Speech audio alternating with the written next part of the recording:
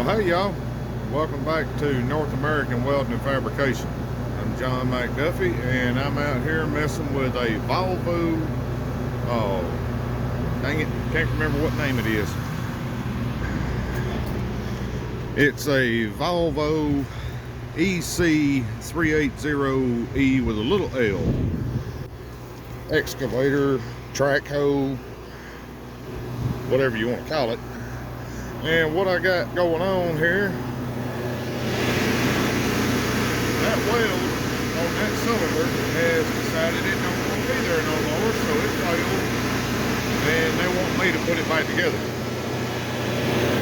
I'm going to cut some of that thin sheet metal flashing up that they brought down here to me, use it to protect the shiny part of that cylinder from any spatter or anything like that getting on it. Then I'm going to take the gouge out around the bottom of the cylinder there, or the end of the cylinder there, and once I get it gouged out, I can go ahead and get it tacked up real good, maybe get a root around it, and once it's where I feel like it ain't going nowhere, I'll reposition this thing where I can just weld it up like you would just vertical on pipe. So, here we go. Well, look at here at what I just found. I ain't the first one to be here. She ain't no virgin. That's probably the reason why it broke. The last guy couldn't decide if he wanted to run a weave or a bunch of stringers, and he didn't do either one very well. He probably didn't even preheat the big boss, so when his weld cooled, the boss sucked all the heat out of his weld, along with that's probably a 3.5 to 4 inch diameter rod on that cylinder. So all that thickness of metal sucked the heat out of his weld, and I'm betting that's why it failed.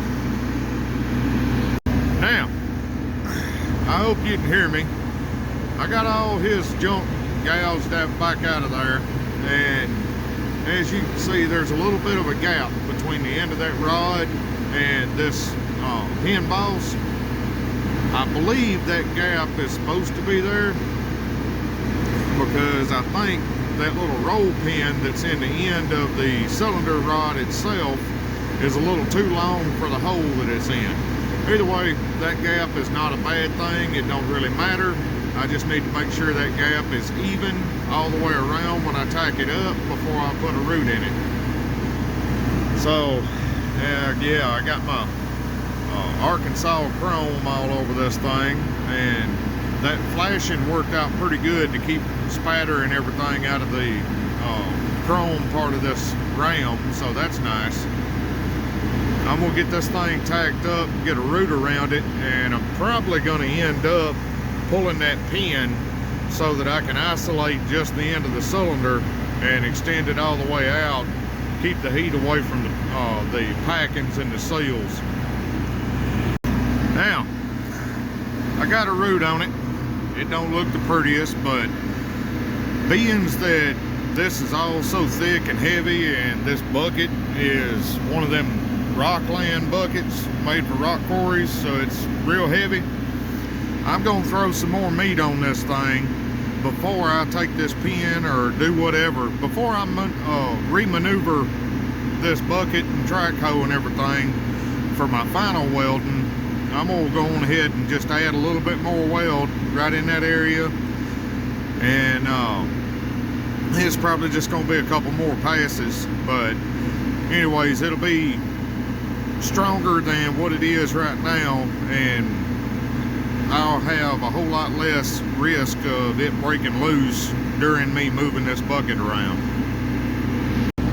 Now, I believe I have enough tack or root or whatever you want to call it on that to where I can safely manipulate this bucket without having that break, and I can go on ahead and get busy on fixing this critter.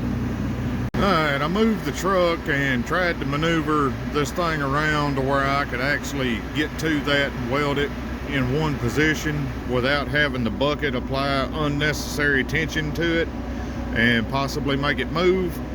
So that didn't work out. The only option I got is pull that pin and disconnect that cylinder from the bucket. Then I can maneuver the bucket around and run the cylinder way out the end and weld it up that way.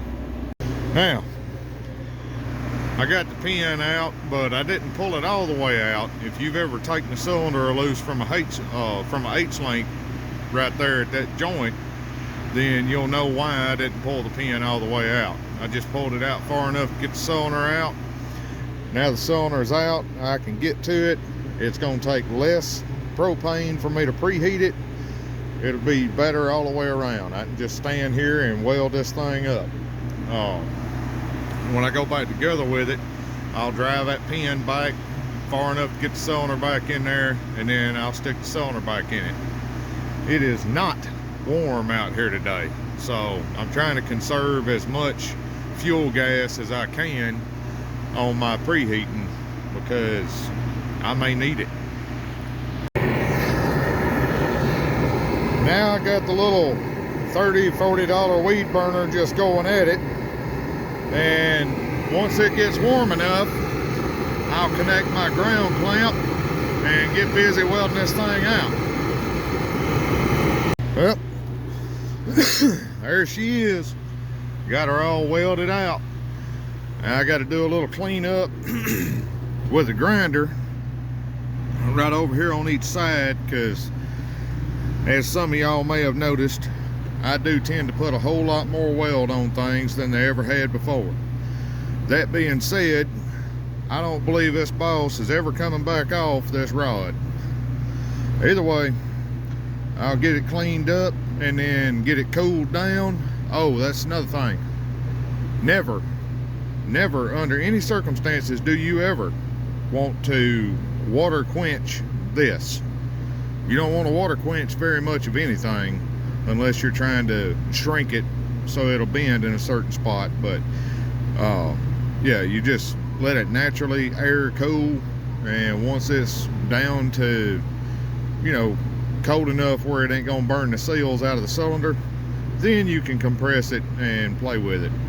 But until then, I'm gonna hit this thing with a grinder and get that over welding smooth back down flush with the face of that boss. And I probably got some cleanup around there where I wrap that flash in too, because I got into that some too. But while I'm doing that, it can be cooling down. So here we go. All right, got that all cleaned up. There she is. I don't know if anybody noticed, but that bushing inside there had made its way all the way over here to this outside edge. So I went on ahead and drove that back in there with a hammer. I don't have the grease seal that's supposed to go there, but that bushing pushed that grease seal out and ate it. So, oh well. As long as they keep pumping grease in it, it'll be all right. But yeah, now I just get to stand here and wait till this thing cools back down, and then I can put it back together, stick the pin back through it, and tell them they can grease it. Well, took forever, but she finally cooled down far enough where I could go on ahead and put the pin back in it. Obviously the pin's in it, keeper bolt's in. That nylock nut ain't really worth the flip no more, so I kind of wrecked the threads on the bolt to keep the nylock from walking off. Perfectly acceptable. An impact will straighten them up good enough to get it back loose. Not a big deal.